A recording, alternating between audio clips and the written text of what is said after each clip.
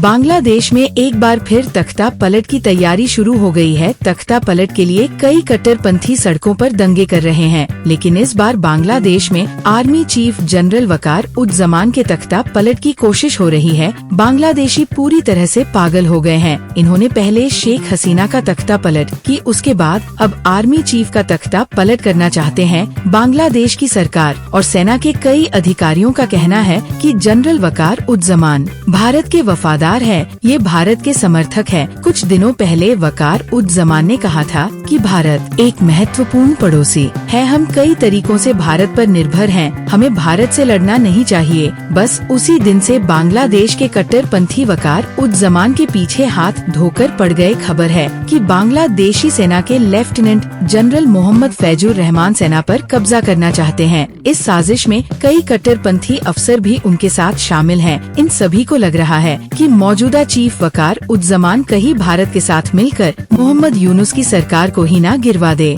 बांग्लादेशी सेना पर कब्जे की कोशिश में लगे जनरल मोहम्मद फैजुर रहमान कुछ दिन पहले ढाका में पाकिस्तान की सीक्रेट एजेंसी ISI के प्रमुख से मिले थे। उसी मीटिंग में फैसला लिया गया कि बांग्लादेश के आर्मी चीफ को हटाना होगा। कट्टरपंथी अब सड़कों पर है, दंगे कर रहे हैं, आर्मी चीफ को गद्दार और भारत का एजेंट तक बोल रहे हैं। इन सभी का आरोप है कि 5 अगस्त को जब शेख हसीना का तख्ता पलट हुआ था, उस दिन शेख हसीना को बांग्लादेश से निकालने में वकार उज़्ज़मान ने ही मदद की थी। शेख हसीना अगर बांग्लादेश में ही होती तो उन्हें कब की फांसी दे दी गई होती। जानकारी के लिए बता दें कि वकार उज़्ज़मान की शादी शेख हसीना की कजन से हुई थी। वो शेख हसीना के काफी करीबी माने जाते हैं। ऐसे में बांग्लादेश के कट्टरपंथियों को डर है कि कहीं वकार उज़्ज़मान शेख हसीना के साथ मिलकर कोई बड़ा खेल ना कर दे। इन कट्टरपंथियों को ये डर भी सता रहा है कि भारत वकार उज़्ज़मान और शेख हसीना की मदद कर सकता है। ऐसे में बांग्लादेश के आर्मी चीफ के तख्ता